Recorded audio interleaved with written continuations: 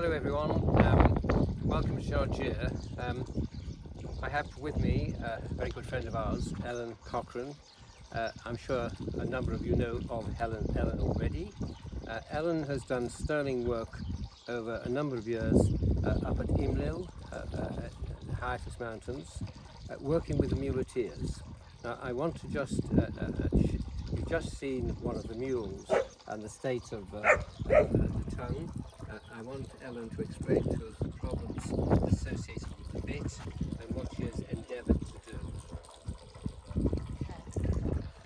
So the problems you see with the mule here is that she's been working all of her life with a traditional iron bit, and these bits cause a lot of pain and a lot of damage in the mouth, so her tongue will be partly paralysed, and they do cause a lot of problems where the tongue can't go back up into the mouth. And this causes problems with the mule eating, so the mule will lose condition. But it also causes a lot of pain as they're working. And the problem is that as they're in pain as they're working, they're not happy in their working life. So up in the mountains, I've been working with muleteers to get rid of their traditional iron bits and work with nice simple head collars, which provide a nice gentle communication to the mule, whereas the iron bit just provides communication via pain, which isn't a good way to have a working relationship with the animal. So I've been replacing them with just simple head collars so the mule can work happily and the mule doesn't have anything in its mouth that's already damaged from the traditional bit. So I think we're going to go and see a traditional bit, and I can explain how it works and why it causes so much pain to the mule. Ellen, could I just ask you now, because I'm behind the camera,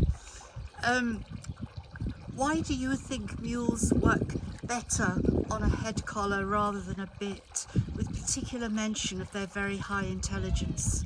So mules are very intelligent, and they don't need contraptions for control because they know where they're going. They understand voice cues really well, so the muleteers are all very good on voice cues, so they'll stop on a shh noise, they'll walk on when they're asked to, they'll turn when the muleteer asks them to turn. They don't need anything severe on their heads in order to control them because they're so intelligent. The head collar is just nice and gentle, so all they need is just a soft communication and the mule will respond because the mules know what's being asked because they're very intelligent. So this is why I'm not using any bit, it's just a head collar. And a lot of the mules know where they're going anyway, so a lot of the mules already know the routes that they need to take, and the muleteer doesn't have to interfere too much. But if the muleteer learns some basic communication skills, they can work really nicely without any bit at all, just with a soft communication with the head collar. So this is the traditional iron bit used in Morocco, and how it works, it doesn't look like any bit an English person might have seen. So how it works is this bit here goes on top of the tongue, so it'll go into the mouth like that. So that will sit on top of the tongue, and that bit there goes around the mule's chin.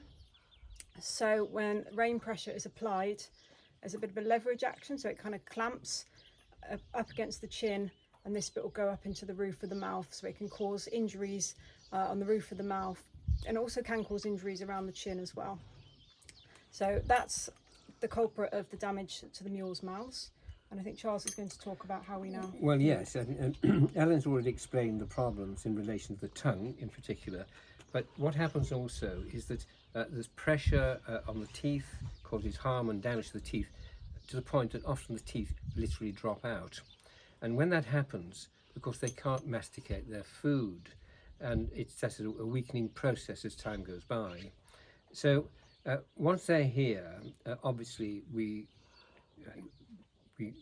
see the back of things like that, but we also make sure that when they come, we endeavour to give them the right diet. And that diet, they're fed, the mules, 3 times a day, but they're fed on wheat chaff or alfalfa.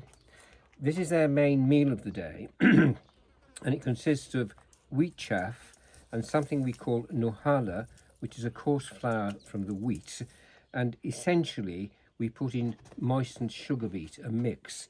So it's not quite a porridge, but it allows them to masticate the food with ease, and of course that gives them a much better chance of recovery. In fact, Abdani is just showing us a bowl of completed, including, you can see, including the sugar beet. Ably assisted by Jasper. Yeah. Okay, is that all you both want to Yeah, say no, that's today? good. That's good. Good. Thank you, Abdani. And you see, Abdani prepares all the food. We don't buy in sacks. We don't buy prepared food. You can see the raw materials behind him and to our left here. And then they moisten sugar beet and it's all mixed up. So every mule, donkey and horse has their own bowl at the end of each day. Throughout the day, they have other meals as well, but this is where they have the special protein.